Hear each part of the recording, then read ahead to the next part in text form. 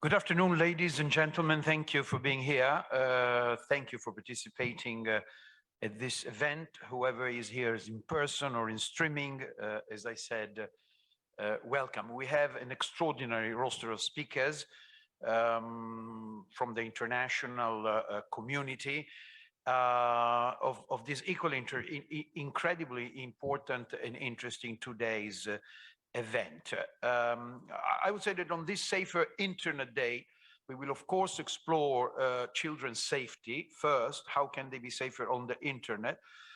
And we will hear in this session both from NGOs and from companies that are directly involved, NGOs that are on the front line, but companies that I have to say have been more and more open, willing to cooperate and trying to work with most of us. In fact, we are here to do that, to try to find a solution to this problem. Just one announcement. We have one person, Lara Almudena of Google, cannot be with us. She unfortunately called about 10 minutes ago. She is busy with Commissioner Johansson, and of course it's a priority at this point for her, but she will send her speech, which we'll have for the record. Let me give you, before we start, just one piece of news that's been released a few hours ago from the Canadian Centre for Child Protection. And it's just the latest worrying statistics. The overall victimization of youth on a combination of mobile device, computer, tablets has gone up 37%. Let me read their comment. Predators have become more persistent and aggressive, employing tactics that range from repeated unsolicited sexual images to doxing, publicly identifying or publishing private information, especially as a form of punishment or revenge. So the problem grows rather than shrinking, and we cannot ignore that. This could be, on one hand, very discouraging from some of us that have been working on this, and in my case with the Child Dignity Alliance, we've been working on this for the past 5 years. We had a cooperation from companies, a very open mind approach from everybody, and yet new technology and new ways of committing crimes is still an issue. Challenges, of course, the challenges in general are growing, and what can I say, how things will change with metaverse, for example. Will they become worse? Metaverse is about to take over. Do we have to keep an eye on that? Do we have to play the game in advance? We have an issue, of course, with the right to privacy.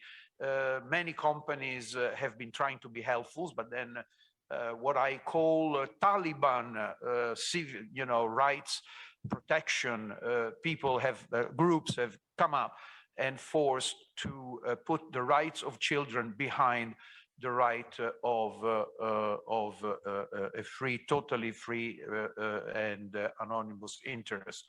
So there are also differences between Europe and United States, and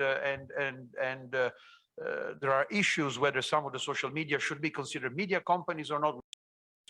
We've seen that recently with Spotify, with the Spotify issue, and with the young abandoning them. Anyway, challenging, as I was saying, are growing. It seems to me that the key issue here is to keep chatting, speaking to each other. Communication is key.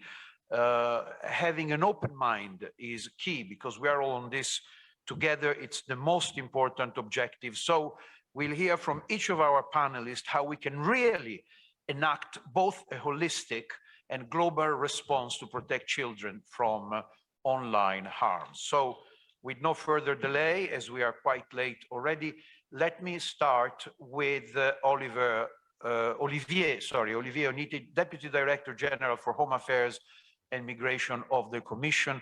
Olivier, good afternoon. Thank you for being with us. Let me make an announcement. We'll have a very limited time. We're late, not more than 7 minutes. I have to be strict. If I see the time is running late, I will have to enforce the control of that. Olivier, I see you. Good afternoon. I will switch to Italian for technical reasons. Dunque, benvenuto con noi, Olivier. Welcome, Olivier. The floor is yours. What is European Union doing? There are important deadlines in 2022. So what is the state of the art? How can we work together? Thank you, Chair. Thank you for this opportunity.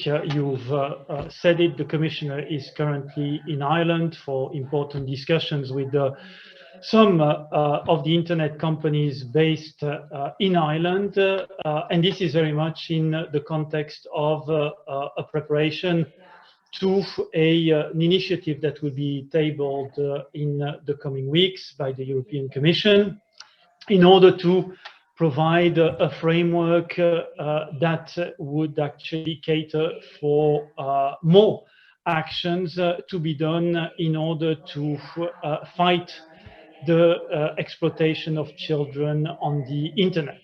The European Union has been adamant in tackling quite a number of issues linked with the protection of children online, because we've seen how vulnerable children are in this cyberspace. So is it related to the trafficking of children? Is it related to the incitement to promulgate and conduct violent actions? We have taken a number of measures, including legislative measures. And today I would just like to center around the fight against child sexual abuse. Why? Because this phenomenon, as many negative phenomenon, has grown. You've just, Chair, reminded us of some statistics. And the problem is that it is growing, but we never see it going down. So since the pandemic, we've seen an explosion, actually, not only of child sexual abuse related material being shared on the internet, but we've seen an explosion of private circles exploiting children. We've seen an explosion also of grooming activities, i.e. activities that are meant to attract children so that those can subsequently be abused. So what we will be tabling, we do have at the European Union level a very solid framework on the criminalization of the act of conducting child sexual abuse. This has allowed all member states of the Union to level up their actual protection, their criminal protection, and to render also the prosecution of these acts more effective. What we want to tackle now is to provide a framework which will contain not only the possibility for actors of the internet to detect, report, and also take down child sexual abuse material that is vehiculing online, but the obligation to do so. So the legislation will be extremely clear. We will be covering all internet actors that entail a risk to be used by perpetrators or be used in order to groom children, and will impose through national authorities that will have to enforce this, of course, obligations to detect, report, and also tear down CSA-related material. With this, because we understand very well, and you've said it, Chair, we've seen the internet actors being more and more active in this field.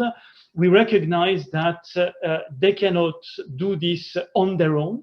They need a clear legislative framework for doing this in order to also have clear guarantees as to the waiving of their liability when they detect and also tear down such material.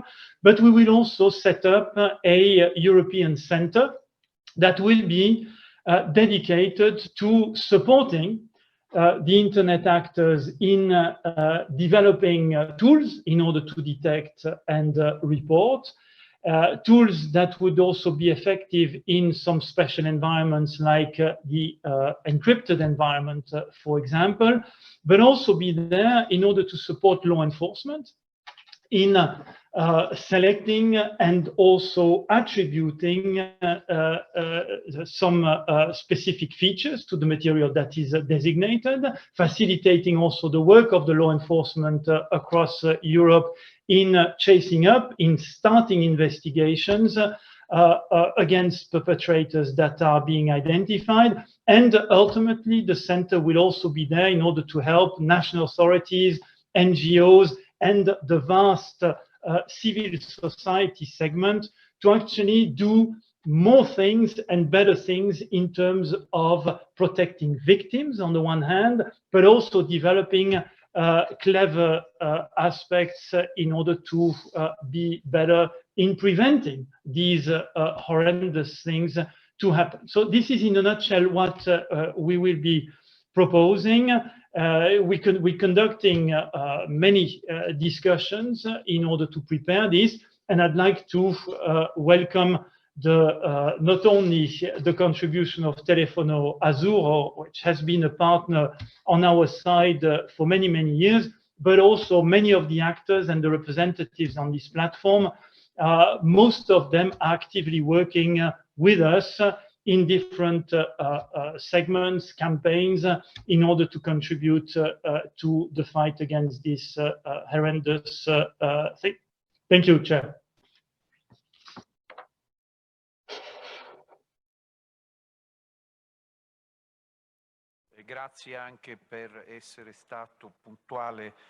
Thank you for being so punctual. And we have to be as tight as possible because we have very little time. And I would like to invite to the floor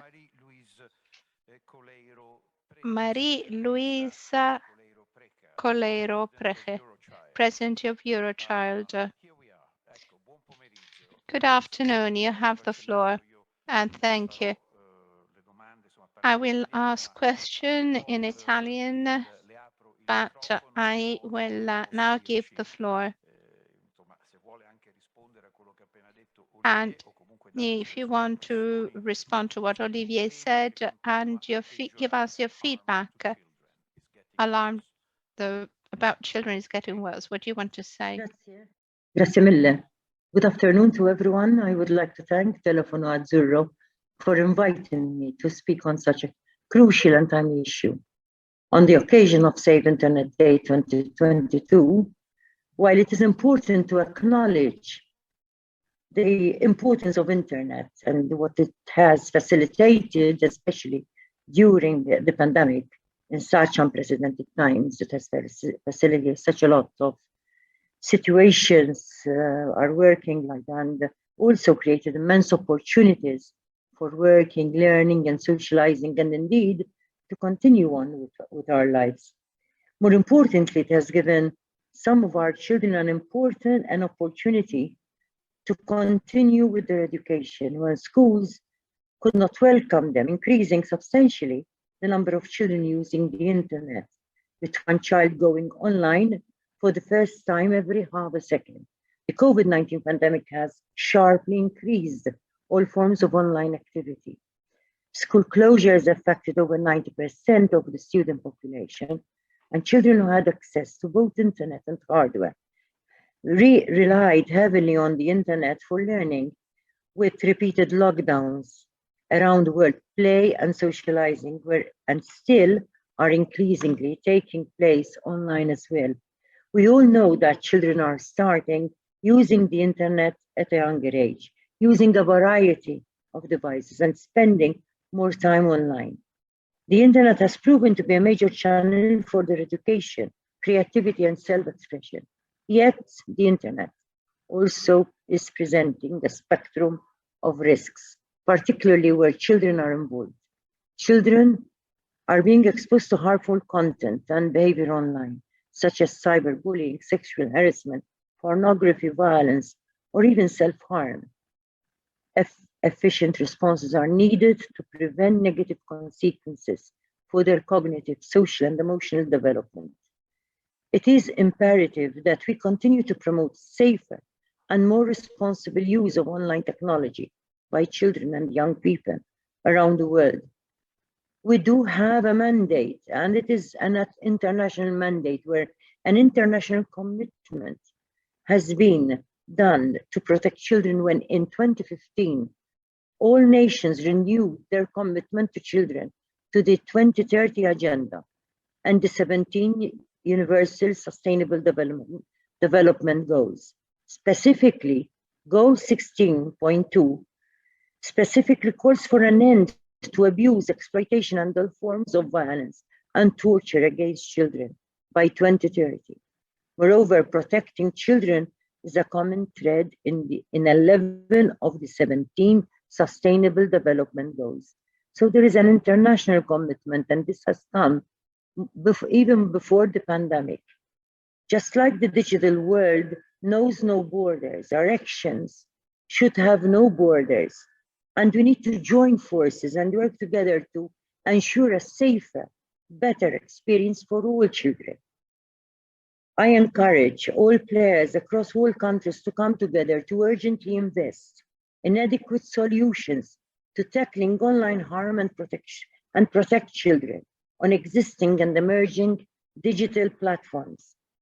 According to End Violence Against Children, which is a platform for collective evidence-based advocacy and action, it is estimated that 1 in 3 internet users are children.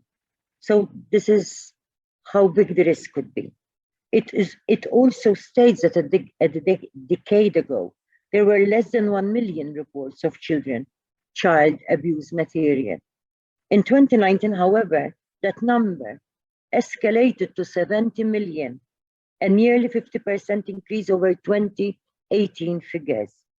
Many more undetected.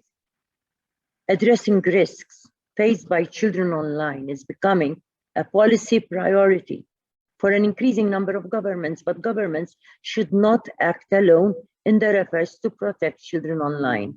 Parents, caregivers, educators, businesses, and civil society can also help children to benefit from the internet. They too have a responsibility to protect children against risks online. OECD also called for increased cross-border cooperation by governments and enforcement authorities with respect to the protection of minors online. Governments, civil society, businesses, educators, and children need to come together, and we must act now.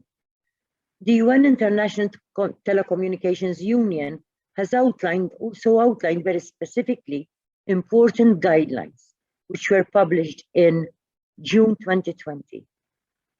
There is a need for international cooperation in order to enhance the protection of minors on the internet. We must have in place planned policy approaches for the protection of children online. We must enhance policy coordination, consistency, and coherence. We must adopt an evidence-based policy-making approach if we are to succeed. We must take advantage of international cooperation to improve the efficiency of national policy frameworks and foster capacity building. Last year, the European Commission adopted a comprehensive EU-wide strategy for a more effective fight against child sexual abuse, citing 8 areas of action that need to be taken by all member states to fight this modern scourge. The strategy set out initiatives to boost coordination, building a prevention network for practitioners and researchers, and examining the possibility to create a European Center to prevent and counter child sexual abuse, cooperating with industry and promoting multi-stakeholder cooperation. Through the strategy, the Commission ensures that the EU has the right legal framework to protect children through new legislation on internet service provision and use, and support national police forces to keep up with technological developments. I must add that the European Commission has responded to this situation through its historic commitment of its ever-first strategy on the rights of the child, when it stated, and I quote, that we need to ensure that children can safely navigate the digital environment and harness its opportunity. I now augur that the European Commission continues to ensure children and young people have a safe and stimulating environment online while engaging with new technologies and spending time online. Indeed, new technologies such as artificial intelligence, increased connectivity, and augmented and virtual reality will cause an important shift in the way children engage and interact in society. We owe it to our children to ensure a safer world, whether online or real, no matter where they live, and to be able to enjoy all the benefits and potential for growth in the digital world that the digital world brings now, and even more so in the future. Finally, I will reiterate what I so much believe in. Our children cannot wait. We must act now and act together. Thank you. Thank you very much for your intervention. Act now and act together. This is something we all want to do, and we have been saying over and over again. This is a leading concept because we cannot waste time. And now we give the floor to someone who is on the front line in protection of children, Jean-Christophe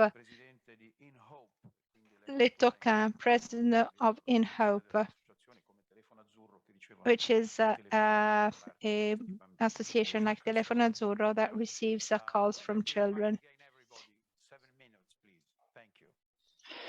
Thank you, Mr. Chairman. So yes, the INHOPE is the federation of hotlines. So we bring together 50 hotlines from across the globe.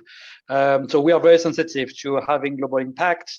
Our mission, the mission of our hotlines across the globe, is to remove child sexual abuse material from the internet. So we are a very operational organization. I mean, we do not do so much advocacy work, although some of our members are child safety NGOs and advocate for better protection for children. Discussion for today is how to get a more holistic and global response. And so what I would like to really highlight today is that we are entering a new decade.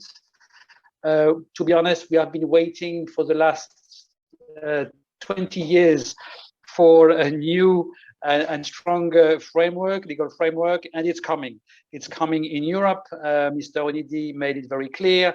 In the US, in North America, I mean, things have been already changing in the past, and there are ongoing discussions to strengthen the framework. But also Australia, if you look at the work of the eSafety Commission, a member of INHOPE, I mean, their work on safety by design. So really to improve the way companies protect their users is remarkable work.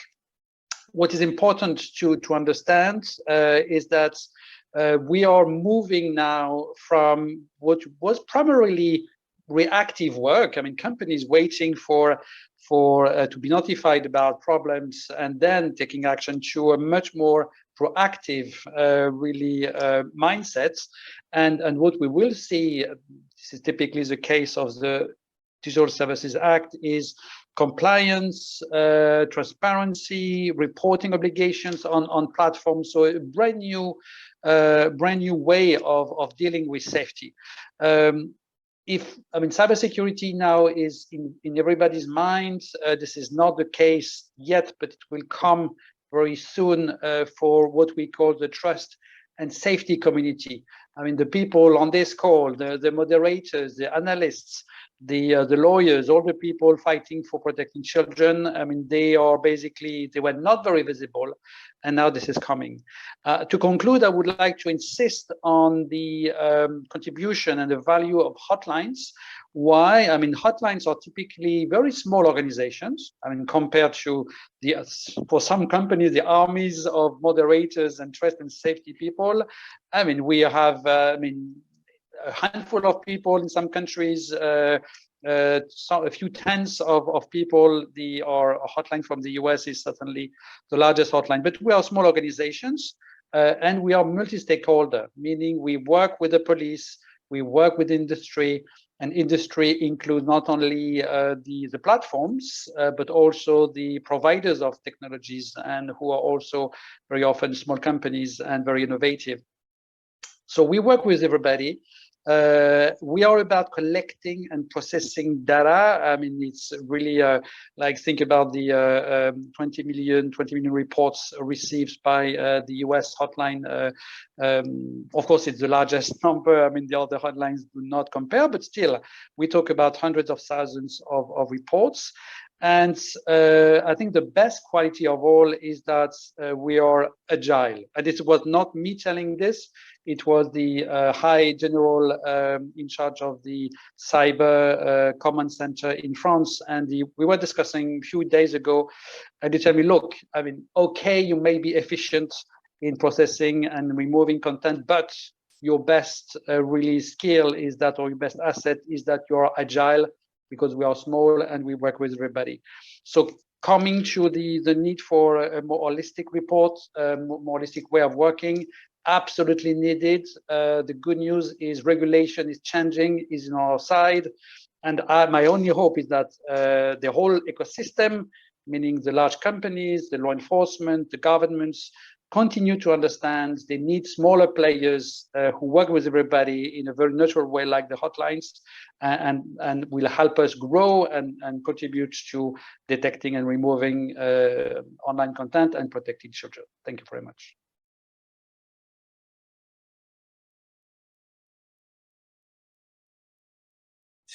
Thank you very much.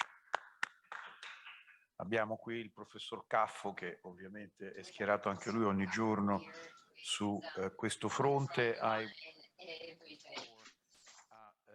Boer-Buquicchio, President of Missing Children in Europe. Spero che sia online con noi.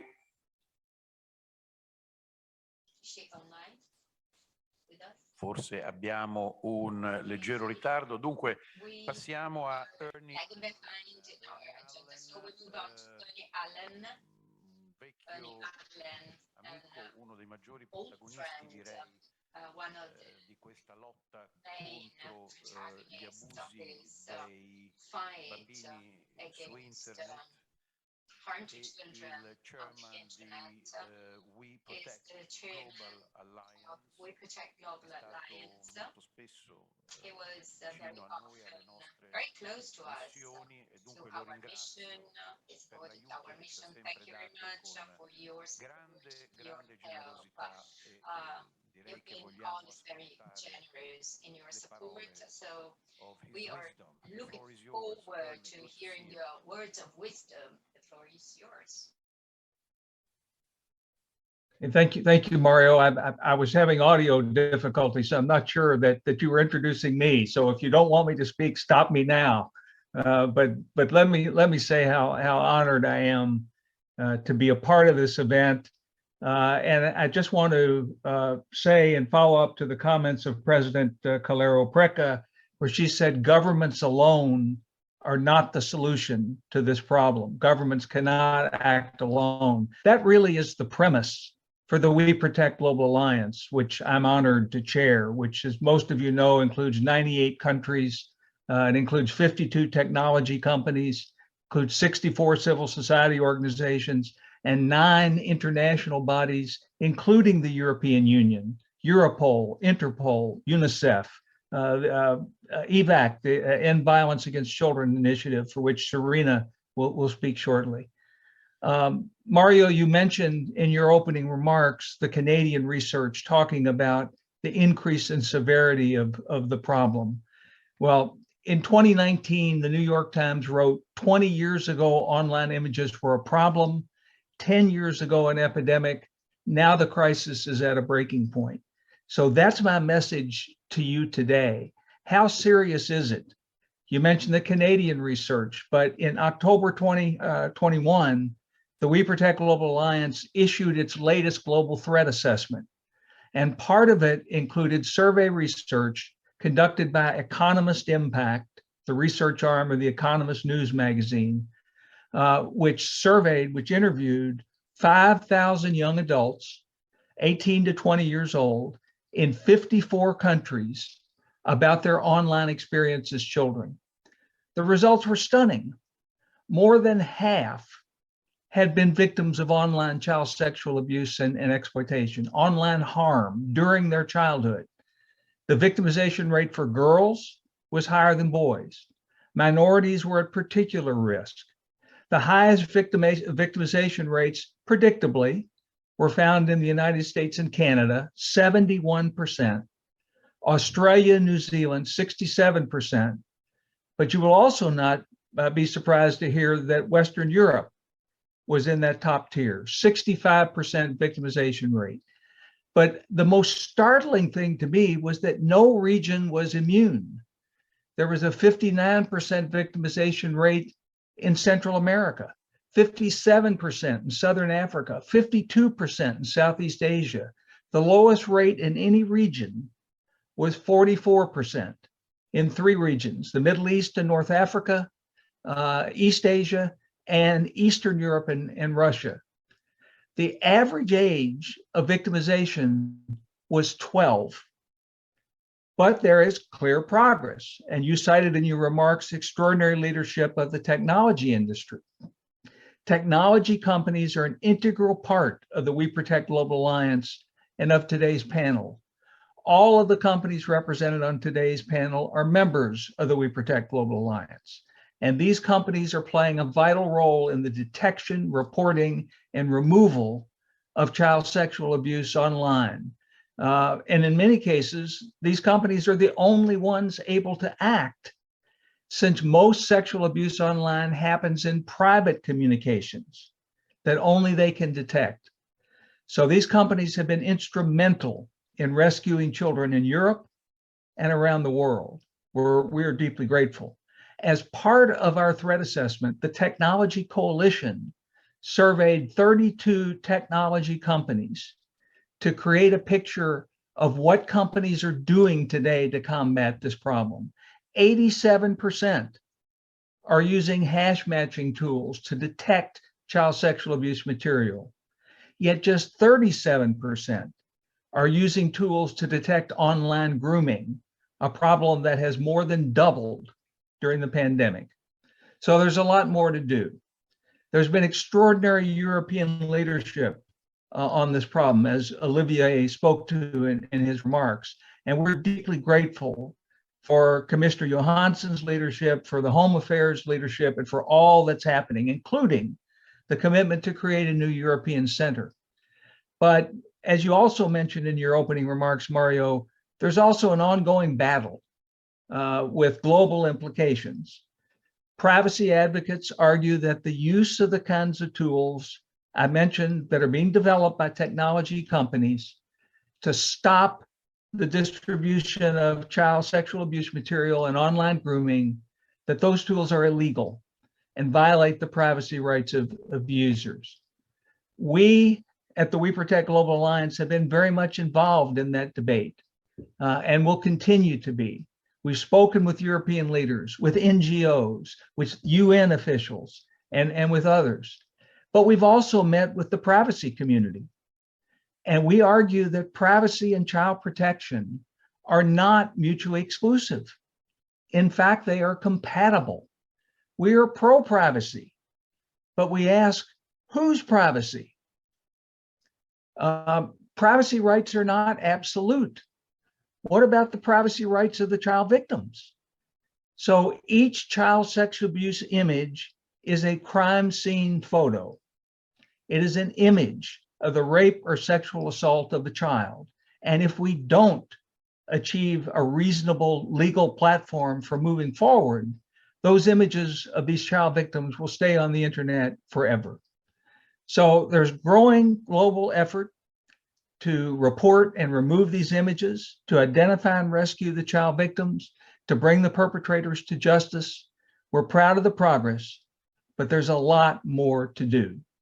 Our global threat assessment and the Canadian research and others make it clear that we are in a period of crisis regarding the online sexual exploitation of children, and that this problem is touching every part of the world. Technology has fundamentally changed the way those with sexual interest in children access them and prey upon them. But this crisis is not yet a priority on the global policy agenda. We're trying to make it so, and you can help us do that. Thank you for your great leadership and commitment.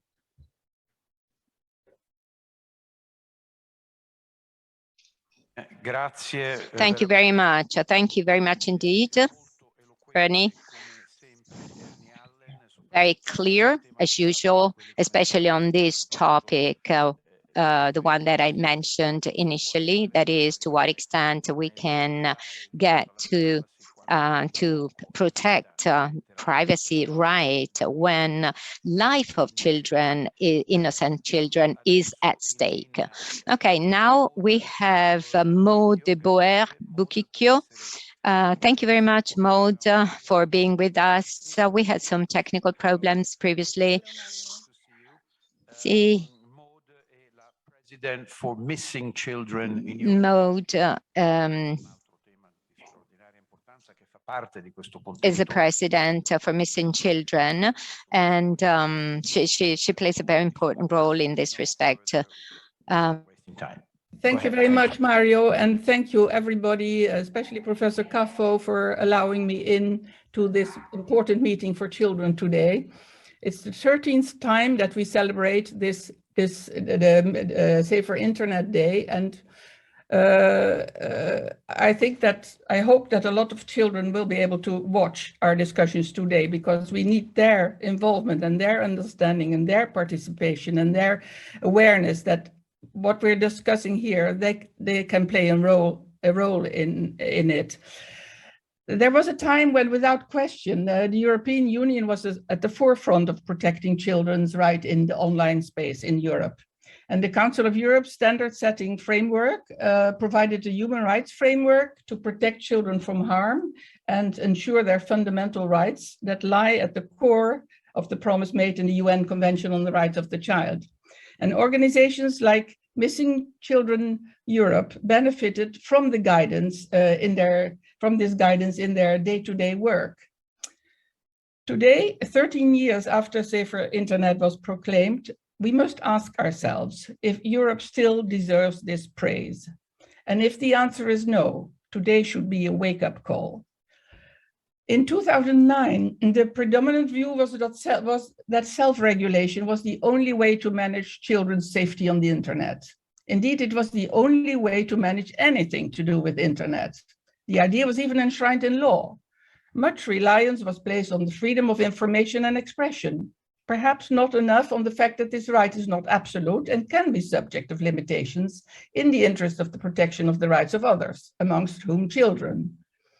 At the time, very few politicians anywhere understood the technology, and they were therefore reluctant to step in for fear of killing the goose that promised to lay 1 billion golden eggs. In 1996, Clinton signed into federal law the Communications Decency Act, making it clear that companies are not responsible for what people do or say on their platforms.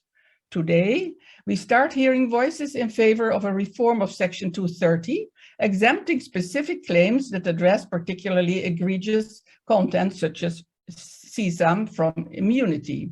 And Europe adopted more or less the same approach. In the e-commerce directive of 2000, a wide-ranging set of immunities from both civil and criminal liabilities was granted for all internet platforms in respect of the actions of any third parties who might misuse their services. But they were not expected to do anything proactively to stop the images appearing or the grooming happening in the first place. On a voluntary basis, platforms established systems to try to detect the images and grooming, but leaving it to the good Samaritans to volunteer to do the right thing in this area is obviously not enough. It was evidenced by the fact that due to a series of unfortunate developments in EU legislation, of which we are all aware, various internet companies stopped scanning for child sexual abuse materials on their messaging app, which led to a 58% decrease in the number of reports being received by ICMEC last year from EU member states, while we know that at the same time, precisely because of the pandemic, numbers have been rising considerably. So today there's this universal acceptance of the idea that self-regulation should no longer be the norm. Regulation on detection, removal, and reporting is effectively called for. There is no shortage of knowledge about what governments need to do, ought to do, or can do. The Council of Europe has published a handbook, which is in my mind the most complete and the most comprehensive blueprint for online child protection ever to have been produced by any intergovernmental or national government body. In the EU, the overhaul of EU legislation, starting with the DSA, is a golden opportunity to start putting things right. Yet, the current wording provides a downright prohibition of general proactive monitoring to detect any illegal content or any illegal activity. The question therefore is how this text, currently under discussion in the trilogue, can be reconciled with the much awaited plans that Commissioner Johansson is about to announce, in particular as regards its implications for detecting and removing CSAM in electronic messaging services. Let me be clear, I'm pro-privacy. Respect of privacy is a fundamental human right and reflects the ordinary sensibilities and expectations of the great majority of us. It's also interesting to note, as John Carr previously pointed out, that the survey carried out by ECPAT showed that a lot of respondents are really willing to give up some of their privacy online to allow automated tools to scan and detect CSAM and other forms of child sexual abuse. Another concern is, of course, the extension of end-to-end encryption to more and more messaging services. ICMEC, the world's largest repository and recipients of CSAM, has received over 82 million reports of child sexual exploitation, and they estimate that more than half would simply disappear if end-to-end encryption became the norm or widely adopted. So we need to be reassured that as a result, children are not going to be in more danger than they are already. We have to find a way to ensure the integrity of systems companies use to protect our children. Reluctance to confer unfettered power to internet service providers to scan for harmful material can to a large extent be ascribed to lack of trust in the major platforms generated by scandals of surveillance, but also by intrusive and aggressive commercial behavior in disregard of privacy rights. These concerns, if you ask me, should be addressed with a focus on transparency, governance, and supervision. And that's what we just heard from the representative of the Commission. So let me conclude. In my last year as UN Special Rapporteur on the sale and sexual exploitation of children on Safer Internet Day in 2020, I called upon state, and I quote, to ensure that the private sector is effectively collaborating with law enforcement to guarantee that their networks and services are not misused for criminal purposes and to gather evidence in criminal proceedings. I added a call for more investment from the IT industry to better engage and take its share in the fight against sexual abuse online by providing resources and technical expertise. Today, I call on the EU legislator to provide the legal framework for allowing this to happen. Thank you.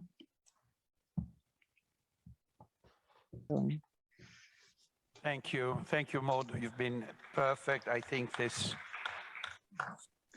issue which you addressed of autoregolamentazione ovviamente non è sufficiente. Del resto, we know that self-regulation is not enough, and I would like to remind that many stakeholders of high-tech, like Zuckerberg, ask for regulation because it's very difficult to self-regulate, they say. So we have to proceed hand in hand. And I now give the floor to Guillermo Galarza, Vice President, Partnerships and Training, ICMEC. Guillermo, you have the floor. Hello, good afternoon, Guillermo. The floor is yours. Good afternoon. Thank you very much, Carlos. Grazie mille. Io non parlo italiano, parlerò inglese. I'm going to talk today a little bit about some of the work that at the International Center for Missing and Exploited Children we are doing to address online child sexual exploitation. First of all, after Mr. Allen had mentioned, these are real victims, and every time that image is distributed, saved as, or shared, that victim is re-victimized. Never lose the fact that even though the fact that we're talking about policies, legislations, we're dealing with real victims. These are real crimes against the youngest and the youngest of the children. Never lose the fact of that. Most of the abuse at some point will occur at home by someone that the child knows, someone in trust and someone in authority. Whenever we think about the offenders, who are they? They're the parents, they're the someone in authority, they're the coaches, they're the nannies, or they're the uncles. Someone that the child has close contact and is entrusted with the child. We often think stranger danger, but these days and on, we have to teach our kids about certain situations. It's okay to say no to an adult. What is a global challenge? Right now, the challenge is how do we protect children from online child sexual exploitation? How do we protect children from victimization? But also, how do we prevent the use of technologies by child sexual offenders with the intention of abusing children? And our answer is being consistent the same: prevention, education, and awareness. That is the only way that we're going to protect our children from online child sexual abuse exploitation. The challenges globally right now is that, as the previous speaker, Ms. Maud, has spoken, the ICMEC cyber tip reports. Just alone, last year, there were 21.7 million reports sent to the National Center for Missing and Exploited Children.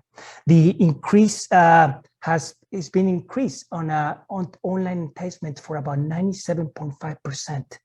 And the demand of trafficking online, especially with live technologies, have been remained steady. Now, what are some of the challenges that we're seeing because of the COVID? There's travel restrictions. There's children using technologies all the time. Homeschooling, the increase of gaming applications has really increased. Child sex offenders are now using these platforms to get to the children, to groom to children. That's why it's imperative to have grooming legislations. The tech industry and the gaming industry has taken a very proactive approach at addressing these issues. Now, I believe together we can protect children and we can protect them online together. At the International Center for Missing and Exploited Children, we are looking at technology solutions so we can provide those solutions to law enforcement so they can quickly investigate and address victim identifications. We also understand that creating a specialized unit is a key important. Often these type of crimes fall under the cybercrime. Well, guess what? Cybercrime is addressing all these cybercrime issues, and often child sexual exploitation, online child sexual exploitations is always at the bottom of the barrel. So we believe that creating specialized units to address online child sexual exploitation is the key to protect children online from the law enforcement perspective. At the International Center for Missing and Exploited Children, ICMEC, we continue to address training. We believe that training is very important, it's crucial to not only train prosecutors, train judges, but also the first responders.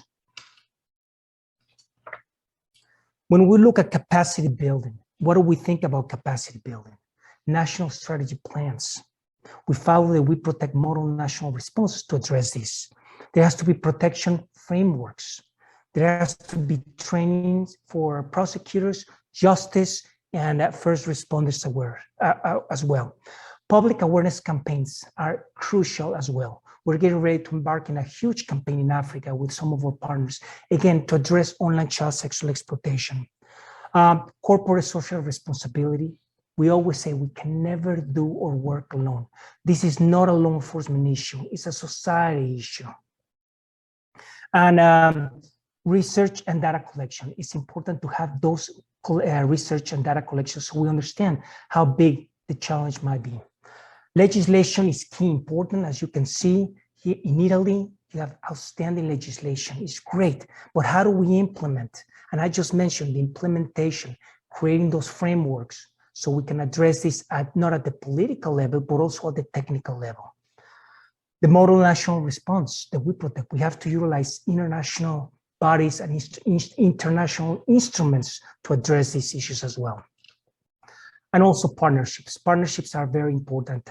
I've been on this business for 25 years, and I can tell you without the partnerships, without the working together from industry to governments to law enforcement, we could never do our work. I want to show this video really quick. It's 35 seconds, but it's very important because it is a campaign that we're just launching as well. And if you will bear with me, it's 35 seconds.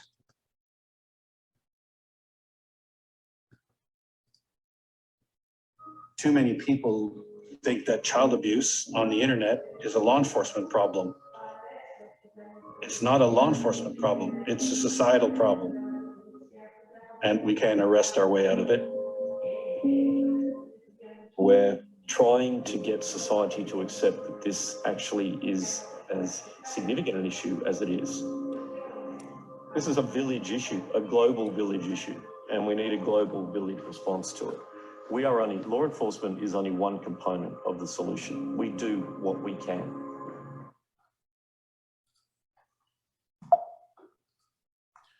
So I wanted to show that video. Thank you very much. Grazie mille.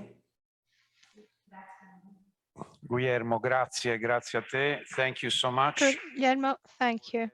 Being with us. I think was very important also the reference, molto importante il riferimento che Guillermo ha fatto ai video games. It is very important what you said about video games and ICMEC. Really congratulations for the great task you have and the incredible task that you carried out. I was with you several times and I know, and I would like to thank you for the all what you do. Next speaker, Serena Tommasino. Serena Tommasino is Safe Online Specialist at End Violence Global Partnership and Fund. Serena, you have the floor. Eccoci, adesso ci vediamo, benissimo. Perfect. You can see me, you can hear me. Floor is yours, prego. Thank you very much. It's a great pleasure to be here today. My name is Serena Tommasino, as you just said, and I'm here today to represent the Safe Online Initiative and the Global Partnership to End Violence Against Children. Ernie just mentioned us earlier, you know, we work very closely with WeProtect, but also with many other actors that we're presenting today, including ICMEC, ECPAT, INHOPE.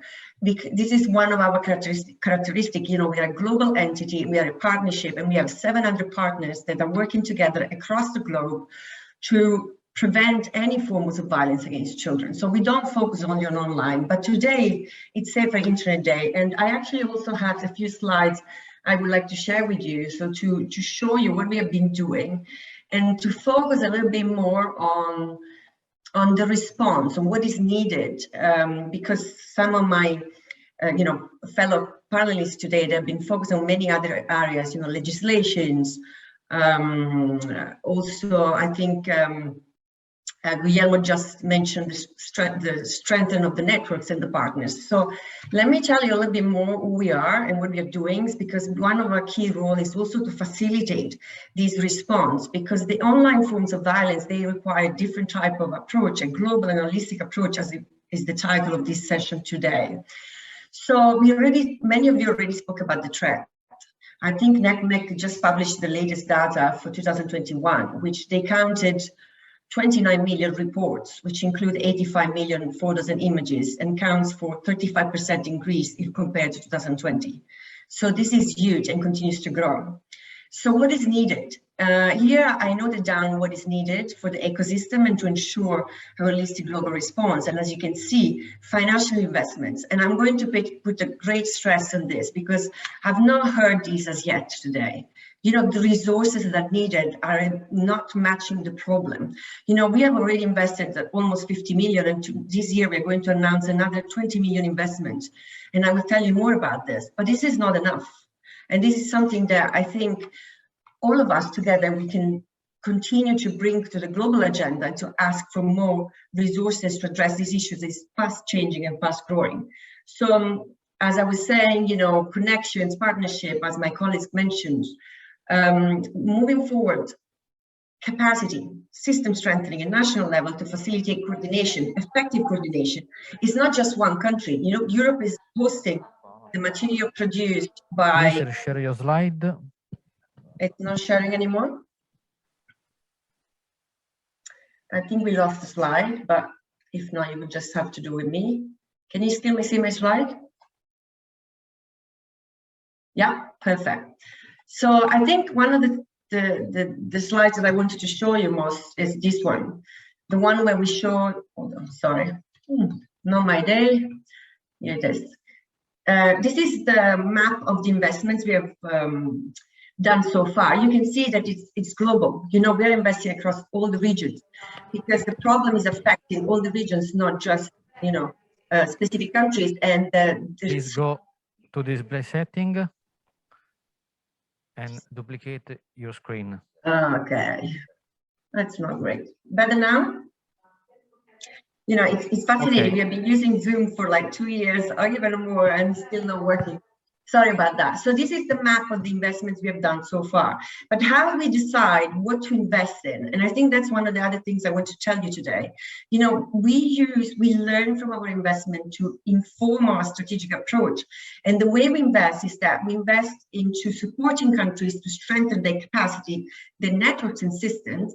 Therefore, you know, the capacity of professionals and system at country level to address the issue and especially prevent it in coordination with the different sectors. But also we have invested significantly in generating evidence, because one of the things that we don't know is really how this phenomenon manifests. And we know, though, that it manifests differently in different countries. And the other thing we're investing in is technology solutions. I think another panelist today mentioned that, you know, technology solutions are used to facilitate, can be used to facilitate the abuse, but they are also the solution. And this is an area that is underinvested. And as I said before, more resources are needed to tackle, to explore innovative ways to use technology to tackle the issue. This is just an example of a project we have invested in 7 million to gather evidence from 2 regions across 14 countries. Reports are already coming out. They are basically bringing in the voice of children, professionals, and other key actors from 14 countries across 2 regions to tell us how the problem is manifesting in those contexts. And there's also publishing evidence to compare the different regions, because it does not happen in the same ways in different countries. We are also working very closely with the Technology Coalition, which is a group of leading technology ICT companies. Some of them we're talking today. And we established with them a research fund, again, gathering evidence to inform the way that industry can contribute to preventing this issue. Technology solutions, these are our donors. As I said, you know, more resources are needed. We also been facilitating a lot of collaborative actions, technical support. So please be in touch. You know, we're here to support. We have been facilitating joint efforts. Also at EU level, we're coordinating a global group of actors. And today, actually, a letter was sent in occasion of the Safer Internet Day to ask the EU to make significant changes to this legislation that is coming up. As some of my colleagues have been mentioning today. This is EU is at a pivotal time to set the standards, and we are really looking forward to their work. Last year, also the G7 made a commitment towards this. So a lot of progress is happening, but more is needed. And this is why we have also launched a global campaign, which we invite you to join. You can see it on the screen. Most of the leading global organizations are already part of this. But unless we continue to speak with one voice and we join around what we are demanding, we need to align what we are demanding people to do, and we need to ask them together in order to make a bigger buzz. And I think, as I'm going to conclude, as Ernie was saying before, we need your help to put this on the global policy agenda and to mobilize more resources, because there is a huge mismatch between the problem and the resources allocated to the issue. Thank you very much.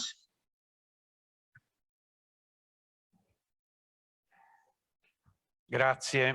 Thank you very much. We are now going to hear from a few companies that are going to respond and address. Scusate, continuo a scivolare nell'inglese, ma ecco, passiamo. Sorry, we switch now to some companies that will talk to us. We are going to discuss some issues that will be analyzed at the end of the debate. I invite to our mic Antigone Davies, Global Head of Safety, Meta, which is a new name for Facebook. Nice to see you. Ciao. I will speak in Italian for technical reasons, ma è un piacere rivederti. It's my pleasure to meet you again, to see you again, and I would like to leave you the floor. We have reviewed some issues, some topics in this first hour. Is the problem running the risk of worsening with the metaverse, and what is Facebook doing to improve the situation after the difficulties of your internal communication? You had some internal communication issues. In the spirit of the focus today, I thought it would be helpful to talk a little bit about the way we are trying to look at this issue in new ways, and I think ways that ultimately have a better opportunity to fundamentally change the trajectory over time of what we're seeing on the internet. And so, people who are here and who followed our work have probably seen in last year, we invested $5 billion in safety and security, and that does reflect a large commitment on our part.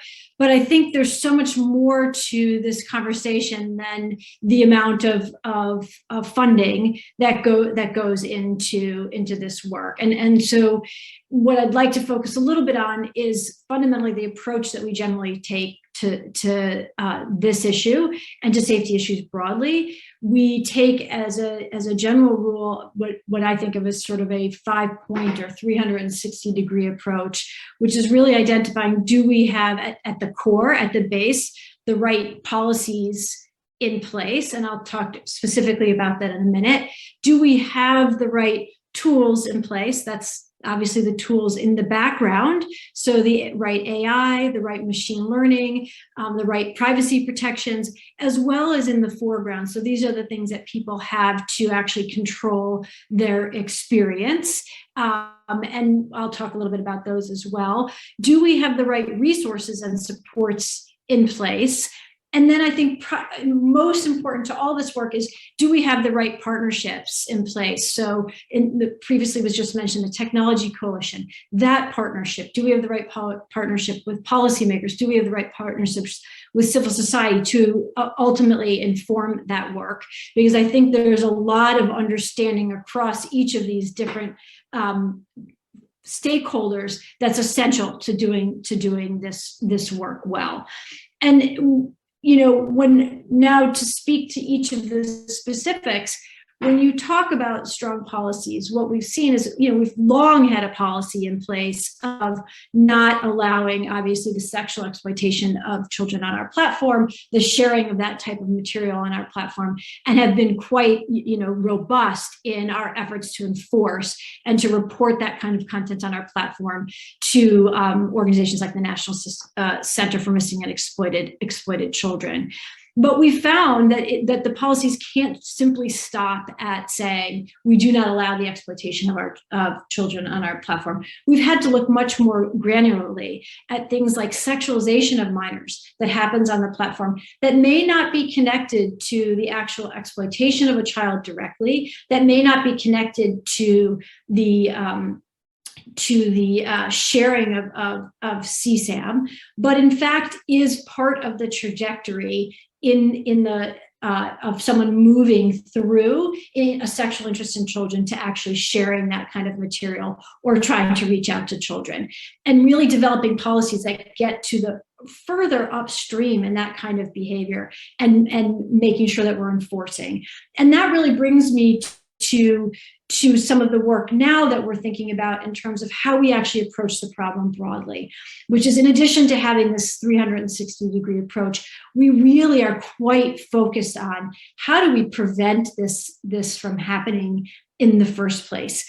I think we would all agree that it's important to detect and remove, and it's important to detect and respond to this activity on platforms, but it's really just not enough.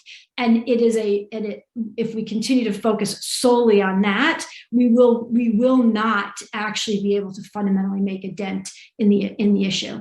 And so we are quite focused right now, in particular, on what are the preventative things that we need to put in place. So, for example, we have moved to making, on Instagram, minors' accounts private by default on our platform. In addition, we do something similar for friends only on Facebook itself, the Facebook app itself. In addition to this kind of work, we also have made it so that unconnected adults cannot connect with a minor through messaging. We have developed behavior-based classifiers that help to identify potentially suspicious accounts. And we will not allow those suspicious accounts to, for example, in our testing, whether they can friend request somebody, or we will not surface in some of our tools like people you may know, we will not surface minors to accounts that look suspicious. These are not necessarily accounts that are violating our policies, but they're behaving in ways that give rise to suspicion, and we want to take extra precaution to protect minors and break down those potentials for connecting. We're also looking at these same types of interventions with regard to actually preventing bad actors from connecting with bad actors, because we also, regardless of whether a minor is directly involved, you may have the sharing of content that is sharing of a minor, that is a re-victimization. And so how can we actually prevent the bad actor adults from connecting with each other? I think another component of this work is knowing that we won't be able to prevent everything. What can we be doing by use of things like traffic data, or by use of safety notices or other things to actually either detect and also respond to those instances in which we aren't able to prevent this kind of activity? So one of the things that we've been doing is when we see potentially problematic things happening, for example, we see people blocking and unblocking, we may surface a safety notice to an individual. We're doing that in different parts of the world, depending on what are the privacy strictures in place to actually provide those safety notices to young people at key moments to get them the resources or response that they need. Another thing that we've done is to try to really fundamentally improve our reporting tools. So, for example, inside of our reporting tools, you will now find basically a child safety tag where you can let us know that this report involves child safety. That enables us to better prioritize prioritize reports, and identify things where we can actually have a better chance of preventing harm from happening or intervening quickly and getting the right resources and response in place. I think core to all of this work, and pointing back to the previous speaker, is actually doing a better job of understanding what's actually happening around the world, so that people can properly prioritize resources, not only ourselves, but all of the folks that we work with. So we have done some work looking very specifically at the reports that we make to NCMEC's cyber tip line to better understand those reports, because that will enable us to build better interventions. And to give a sense of some of the things that we saw, when we looked at reports over a 2-month period that we picked that was sort of representative of a typical period of sending reports, what we found is that of the reports that we sent, 90% were of basically a visually similar image. In other words, these weren't multiple images, but 90% came from the same images. In fact, to put a finer point on that, there were just 6 images that accounted for most of those reports. Now, that doesn't mean that the minors aren't being victimized over and over again, and it doesn't mean that we have to take those reports seriously. We absolutely do. But it does mean that we need to look at what are the interventions that we're building to actually solve the problem. Another bit of our research showed, for example, that a significant amount of the sharing that's happening on our platform is not linked to necessarily people who have a sexual interest in children, that a large portion of this is actually linked to people who may be sharing for reasons that are not acceptable, but different than a sexual interest in children. So, for example, they're sharing because they want to express outrage. They're trying to identify ways to get help. They are unfortunately just sharing because it's gawking, sort of what you might think of if you saw people turning to look at a car accident on the highway. None of this is acceptable because a child is being re-victimized. But how we solve for that may be very different than how we solve for someone who has a sexual interest in children. So one of the things that we've been doing in that regard is actually we've been on a big public safety awareness campaign targeting regions where we know we have a high degree of sharing, to actually get people to move to reporting that sharing is and expressing outrage are not good ways to address this content, because what it actually does is re-victimize the child. We'll be expanding and working on that program in greater detail. This is sort of the reason I mention this, is also that this research identified some parts of the world where we are seeing significantly higher sharing, a set number of regions. This is important because that helps all of the stakeholders who are on the call today think about how we target resources, where are the best places to be fundamentally investing, where do we have the best chance of fundamentally impacting what's happening. So that, I think that gives you an overarching sense of the approach that we're taking. We are also, before I close out, quite focused on how we build in better supports for minors in particular. One of the things that we've done in other areas of our reporting are actually build into our reporting systems the ability to reach out to a civil society organization, a victim support service organization, right directly within our reporting flow. This is something that I would love to see start to happen across industry, which is where inside of that actual experience of reporting, you can directly connect with the supports that you need. The other thing that I think I'm very interested in exploring comes from some really important work that we did. Sorry, Antigone, I have to interrupt because we are short with time. If you can just go to the conclusion. Thank you. Certainly, absolutely. And this is the last thing is, can we actually put tools in the hands of young people to help them prevent the resharing of their images? We've done this in the context for adults of the non-consensual sharing of images. This would be groundbreaking for minors and something that we intend to explore in the upcoming year. Thank you. Thank you. Grazie mille. Thank you very much. Thank you.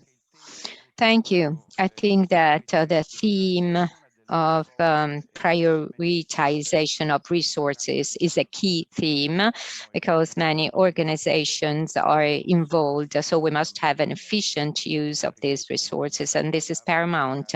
And one of the key messages is to work together, being open-minded to these themes. So thank you very much, Meta, Antigone Davis, and I will call to the floor Charlotte Yarrow, Eurochild Safety Counsel from Apple. Charlotte. Good evening. Good evening, Charlotte. I know that Charlotte doesn't have much time, so let's say I'll give you the floor right away. Charlotte, just a couple of points. Apple announced actually some safety measures to protect children, but then it was in contrast with groups that called for anonymity to protect their privacy law and to protect their privacy. And so an update, what is the state of the art? What about the project? What are the news? What is new about safety, communication safety? Thank you, Charlotte. Thank you, Mario, and thank you very much for inviting me here and providing this opportunity for Apple to share some of the thoughts and principles behind our approach to child safety. So in just a very few minutes, I want to be able to set out today some of our thinking behind the child safety features, our principles in this area and how we've gone about implementing them, and then specifically to focus on our communication safety feature, which we think is a unique solution to address the vulnerability of children when they're alone on their devices to the risks of non-consensual image sharing and groomers. Now at Apple, we've been striving to ensure parents have the facility and information to protect their children, to keep them safe and make the unique decisions that are right for their families. And we believe we're not the arbiters of what protections and restrictions are right for individual diverse families of different ages and cultures and types. And we feel that parents ought to be allowed to parent. We also feel that the privacy of children, of families, indeed of all of our users is paramount. And we strive to find solutions which create a safe environment, one where privacy is not compromised for safety and where safety is not hindered by privacy. And it's for these reasons that we've put in place an array of child safety and parental control features which facilitate safety whilst encouraging and prompting important family conversations about safe online behaviour and practices. And we think it's often the communication within a family which translates to safer patterns in children's behaviour and provides the opportunity for them to ask for guidance as and when they need it. So we've been working with experts in this field to find the right balance and strike the right chord in our interactions in these sensitive areas. And we've learned a great deal in the process. So we understand the willingness of governments across Europe to find concrete and effective solutions for growing online phenomena which undermines children's safety online. And we've engaged and will continue to engage with them as they develop those policy approaches to these issues.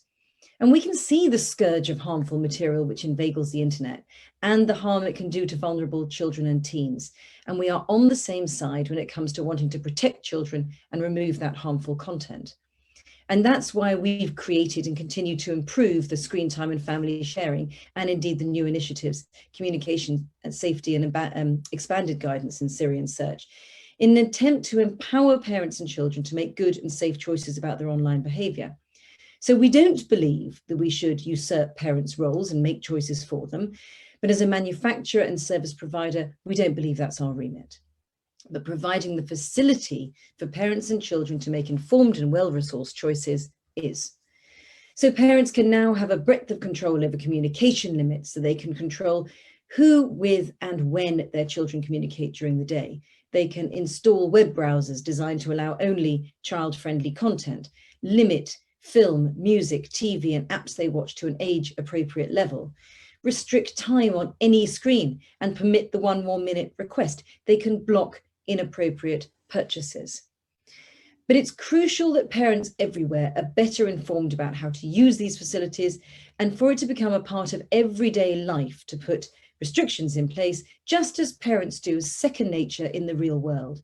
And we believe collaboration is the only way that this can be achieved. So just to move on to the features very quickly, we are very conscious of the almost 100% rise in online grooming behavior over the last 2 years. And this is one of the key issues the technology of communication safety is designed to address. And we've recently launched this feature in the US, and we're working hard for its rollout across Europe. So the idea here is that if a groomer or a person sends a naked picture of a child under the guise of building trust and asks their victim to share a picture of themselves, this feature will, through machine learning, recognize that image and then intervene to support that child. So we acknowledge that although some parents have prepared children for these kind of situations, any child is forced to respond to such a request while alone and vulnerable. And they may feel frightened, bewildered, ashamed, and these emotions can cause children to feel isolated. And it only takes a few seconds, of course, for a child to snap the requested photo and send it back, and then entrapping them in that groomer's snare, making them vulnerable there to further demands and abuse. So this technology is designed to provide guidance, support, and a moment to think in real time that we think addresses some of the key issues in combating grooming. And the other risk this technology addresses, of course, is the risk faced by children in the non-consensual sharing of nude photos by other children. So this is an area we've identified that the provision of help in the moment before sharing can make this critical difference. So this is why we've released these two new features, this expanded guidance in Siri, Spotlight and Safari as well. So the principles behind our development are timely intervention. Intervention should happen at the moment when the child is at risk of exploitation. Resources, the children should have access to relevant and local resources to help them navigate those situations. Privacy, of course, we design the features with privacy of children and their parents and families in mind, which includes transparency, so the child knows when the system is enabled and how it works, and control, so the child remains in control of their own communications. So this feature allows the parents to activate it by sending it up in iCloud. So when a child receives a photo that contains nudity, the image is blurred, as I said, and the intervention reassures that child. And of course, the similar protections are available if the child attempts to send a photo that contains nudity. Again, an intervention will warn the child of the risks of sharing. And this goal is designed to ensure that children are presented with a helpful content and resources at the beginning of this process of exploitation and have a chance to think about whether they want to view or send an image before doing so. So it's designed, as I say, with privacy in mind. The messages analyzes the image attachment on the device and then determines whether the photo contains nudity while maintaining end-to-end encryption. So Apple doesn't get access to these messages. So we're also working to bring expanded guidance in Syrian search to Europe and elsewhere very soon. This is designed to provide informed, detailed and supportive answers to children and their parents and carers where they ask questions about difficult sexual situations. We've developed answers to questions about grooming, about losing control of images, abuse, how to report CSAM, and the list goes on. Now, just in conclusion, we hope that these expansions and innovations will contribute to a battle to reverse the tide of online child abuse. And we also consider the battle against harm online is one that can only be won, as many have said here today, collaboratively, with industry, with child safety organisations, with governments, parents and children working together. And we thank Telefono Azzurro and the Child Dignity Alliance for their work, so that we can all work together for that end. So thank you very much.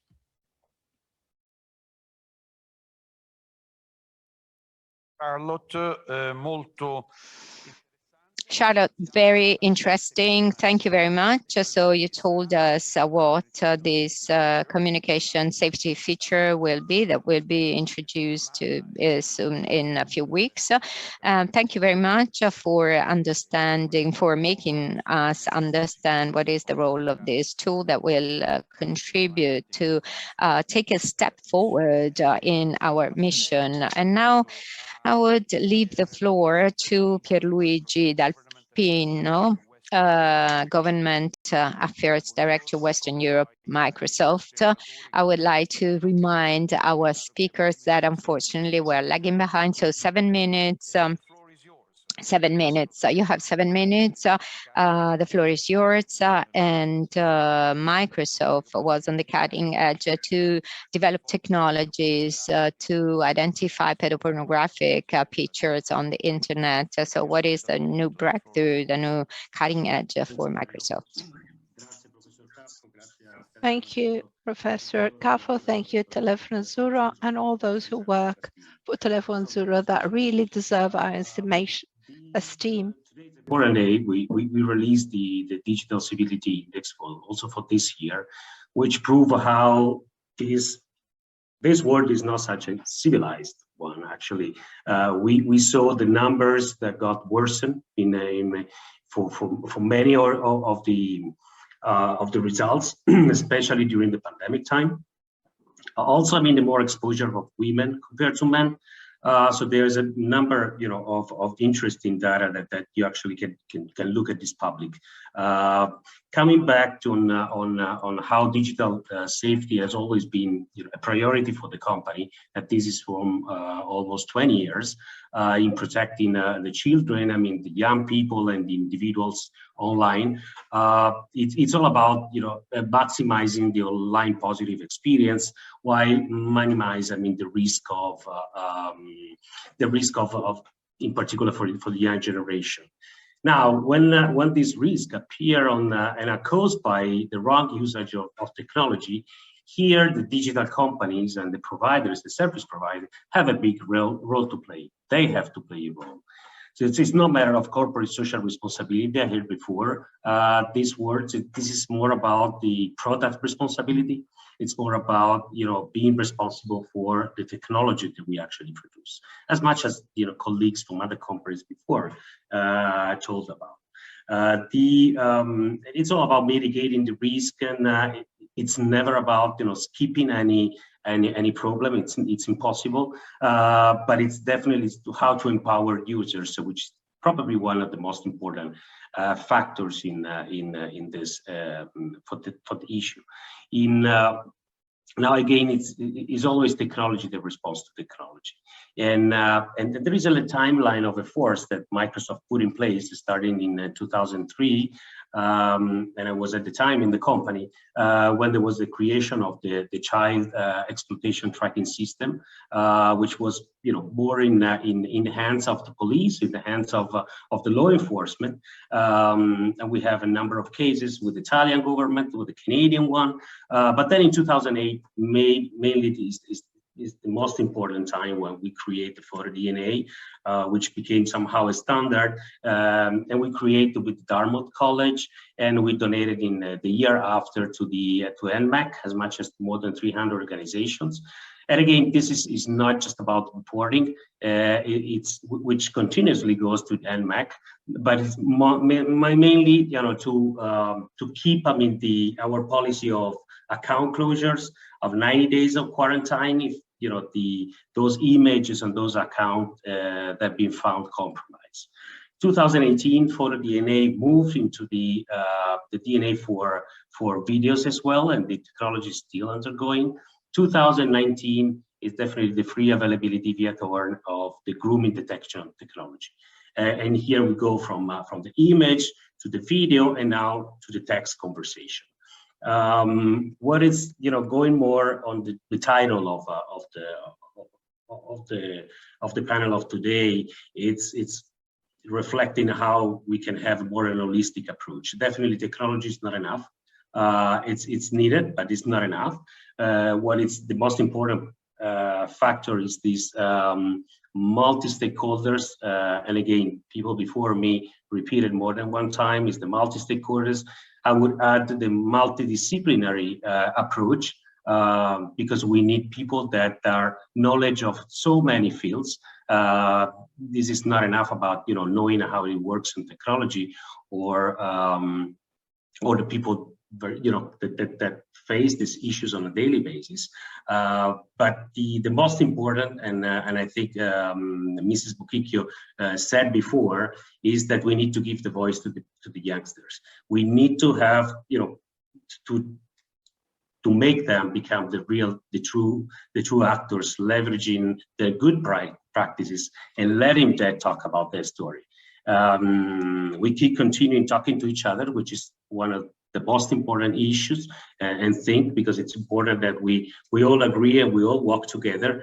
But please let's make sure that youngsters will be in front of that stage, telling the stories to the other kids, to the other youngsters, because they are the only one that knows how to use that technology at best, or at the worst case, but definitely they know the best communication, the best words that need to be used.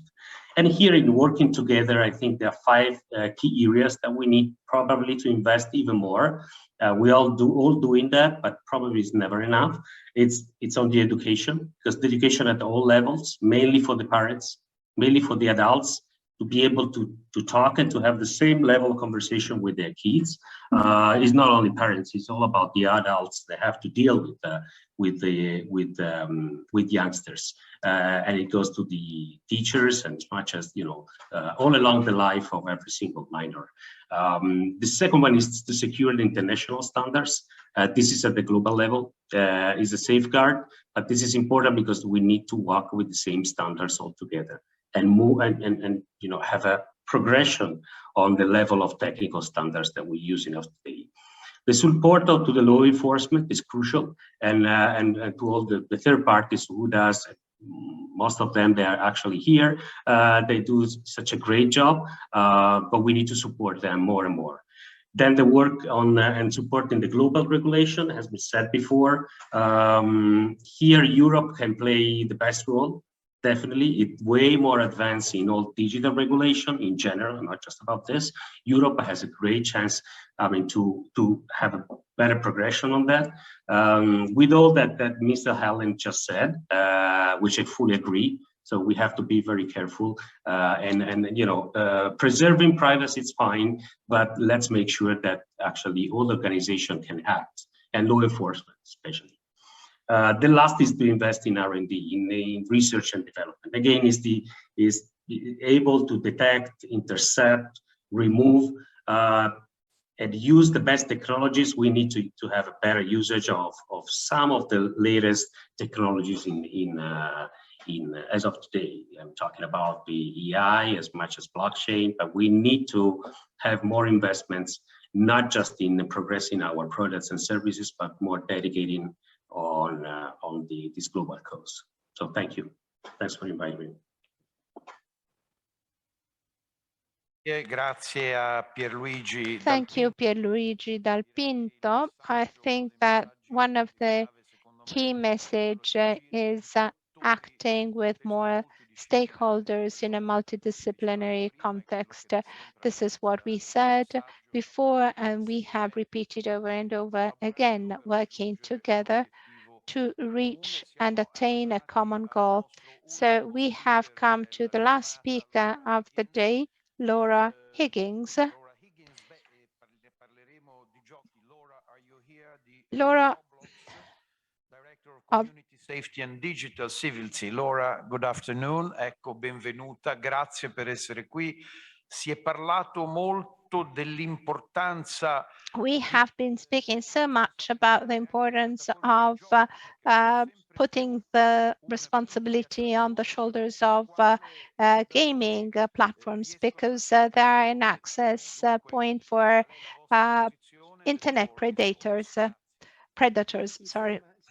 And I will try to keep it short. I know we're really late on time now, but firstly, thank you so much for having me along today. Safer Internet Day is a really big deal for me. I know it is for many of us, but I have a personal fondness for it. Although I've been at Roblox now for over 3 years. Before that, I was the operations manager at the UK Safer Internet Centre. So I would have been running around today, running events and various campaigns. So yeah, I'm just really pleased to be able to participate. So echoing a lot of what my esteemed colleagues have already touched on, really, I will just talk a little bit about some of the specific tools and initiatives that we run at Roblox to try and keep our community safe. I think one thing that really, really resonates from all of the speakers this afternoon is that we all agree this content has no place anywhere on our platforms, that we really all want this zero tolerance stance towards it, and that we have a commitment that we're going to keep working together to combat it. And I think if that's just one takeaway, that's been a really valuable thing to hear, I think, from everybody. So at Roblox, our vision is to kind of reimagine how people come together. We are much more than a game or a video game.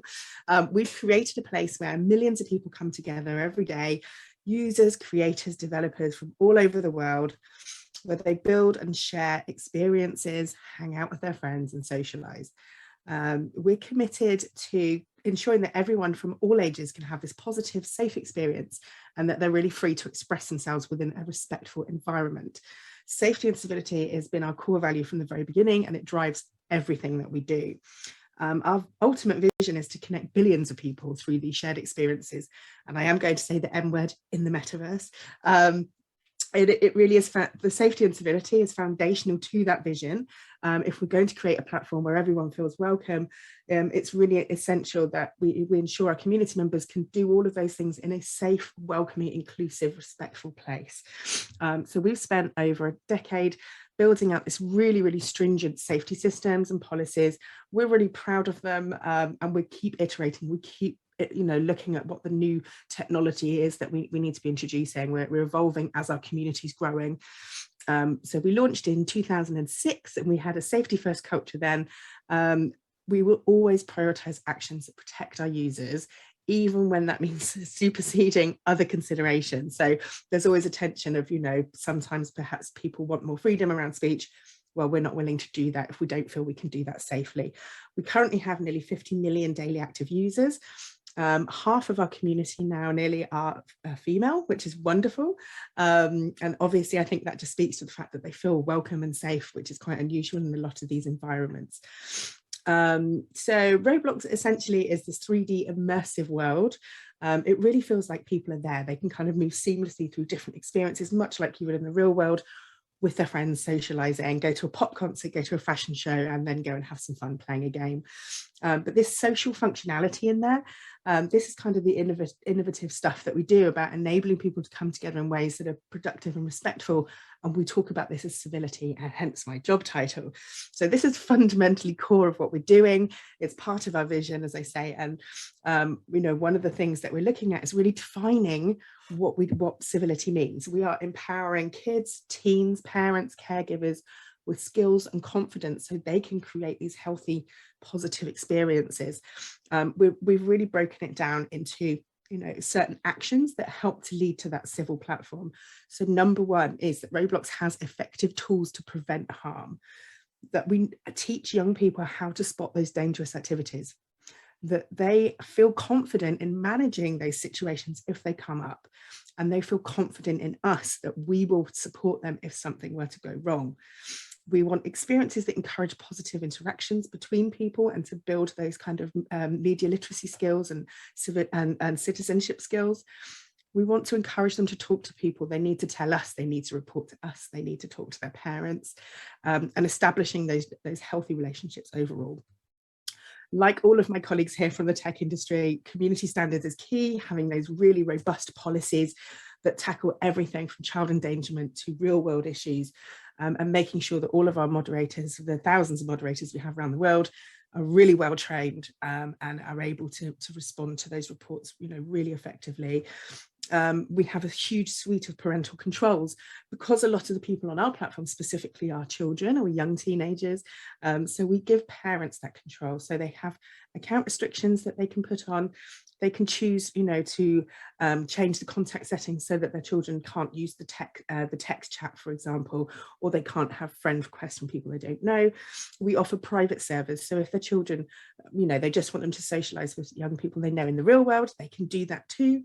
And now we have more recently rolled out age verification for over 13s if they have a government issued ID, which helps us to sort of target them towards more age appropriate experiences as well. Looking forward, we are actually going to be introducing content ratings, which will really, really ensure that parents and young people are able to be matched with the most suitable content for them at their age.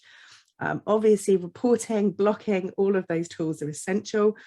Chat filtering, we do allow text chat between young people on the platform, but we are extremely strict to the point it annoys them kids quite often. There is no sharing of personal information. In fact, under 13s can't even use numbers. So there's no sharing of telephone numbers or being asked to go off platform. We update that filtering all the time.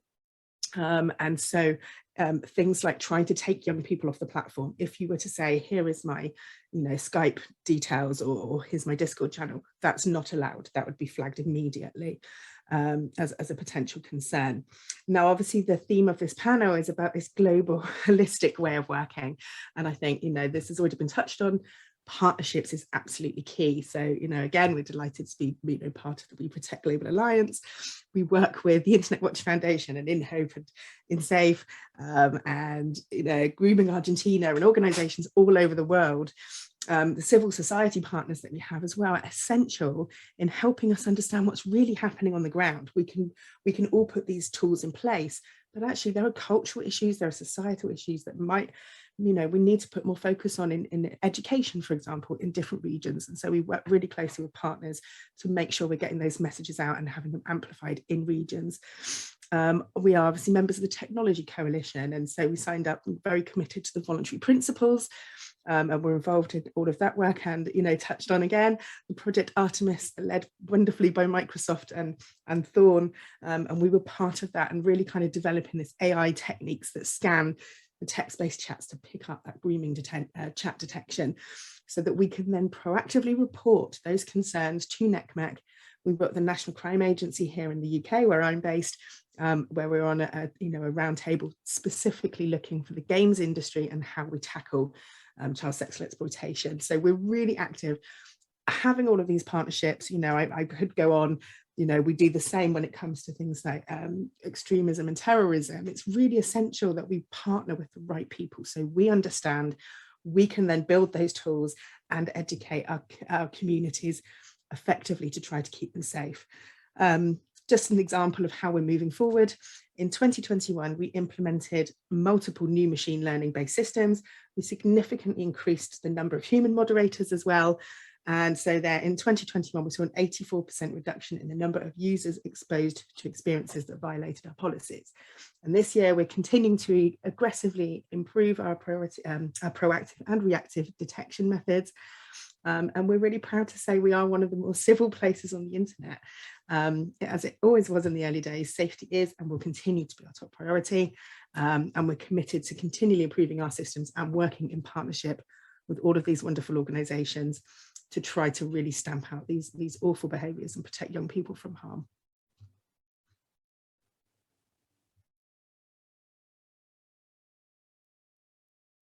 Roblox, so with one of your comments, it is to say the importance of alliances working together. This is one of the topics that we discussed today, and it's a very interesting comment. We realize that the promise there is still increasing, but the next step that we have to make is that when we work together, we have mutual trust. And I think that this is the most important message, because the way ahead is long and tortuous, but it would be shorter if we can walk along this journey all together.